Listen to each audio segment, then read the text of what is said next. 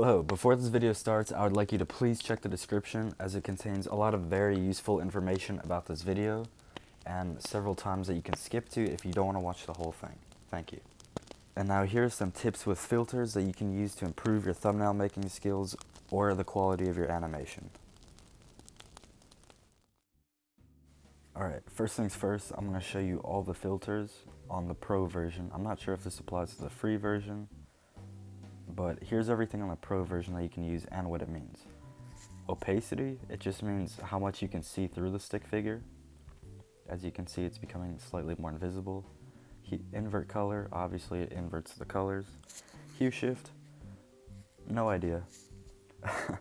Saturation, it just increases or decreases the brightness of the colors.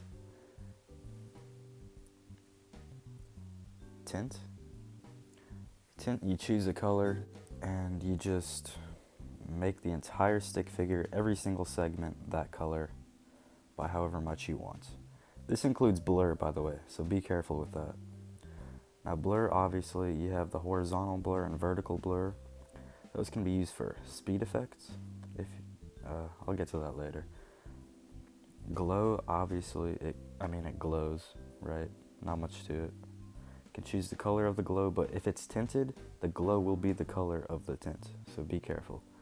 You can clear all the filters, and of course you can copy filters from one stick figure and paste them onto another.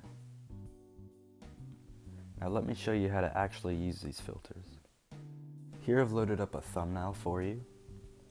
I called it Winter Town. So as you can see, I have the stick figure in front, no filters on it. The background though, that has the filters. So what I did was, hold on. Okay, so you see it has a white tint to it and a little bit of blur. So the tint is to blend in with the closer image. You see how without the tint it's like a really dark color. I used a white tint to make it appear closer to the style of the background. Well, it's not really a background, it's in front, but the stick figure in front, that's just a gradient, don't worry about that.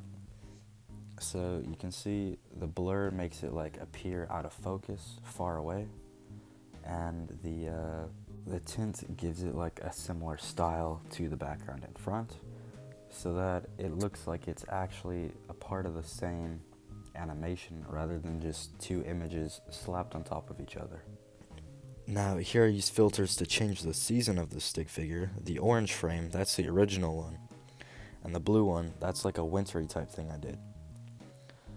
So all of this is filters, it's all the same stick figure.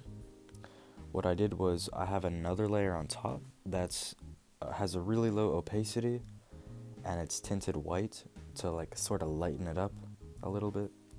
The snowflakes obviously are just blurred, and in the background I have a white tinted stick figure to make it look like there's snow on top of everything, right? And that's it.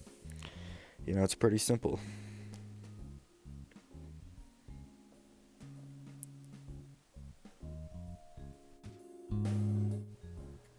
Now here I have another project. This time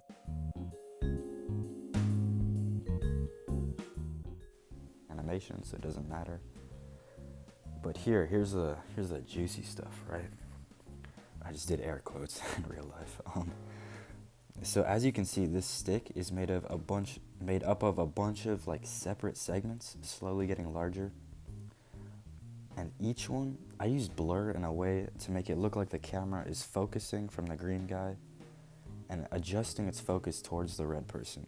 If you see how there's like a central point of focus where it gets blurrier the farther away it goes.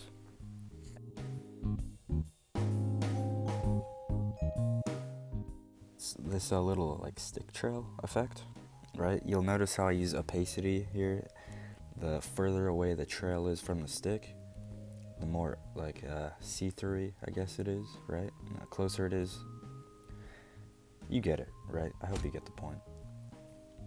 So if you notice that when he swings his stick back, there's a slight little trail. Used opacity and blur to make that happen. And now for my favorite effect, probably for anything animations thumbnails, whatever. Call it the shadow effect. Did I say that already? I don't know. Anyways, shadow effect, right? What this is you use a second stick figure on top of the first one. You tint it to the color of the background, completely tint it, 100%. You increase the blur a whole lot, otherwise it looks dumb. You increase the blur and you lower the opacity a tiny bit, so it gives you like a sweet looking shadow. I use that for thumbnails all the time, and as you can see I used it in this animation. This little glowy light source, I just used a little glow on that. So it's pretty simple, really. I believe you need Pro to do this because I'm not sure if blur is on the free version of Sticknodes. I also added a tiny bit of glow to the main stick figure. It doesn't really do much. I mean, it does. You can notice it, but it's not required or anything, right? What I mean by that is, of course, it's useful like all other filters. You can see in this little clip from Kaido Nation. Filters are great no matter what you use. If you use them properly, they can just make your animation look so much better. So I think this video has gone on long enough. I just want to say thank you for watching. I really hope you enjoyed. I hope this like actually taught you something and you know got something out of this, because I want to make more tutorials. But if you did like it, share it, you know, like the video, subscribe, all that stuff that people usually ask you to do at the end of videos. Thank you for watching. Thank you, Ralph, for making this app. It's great. See you later.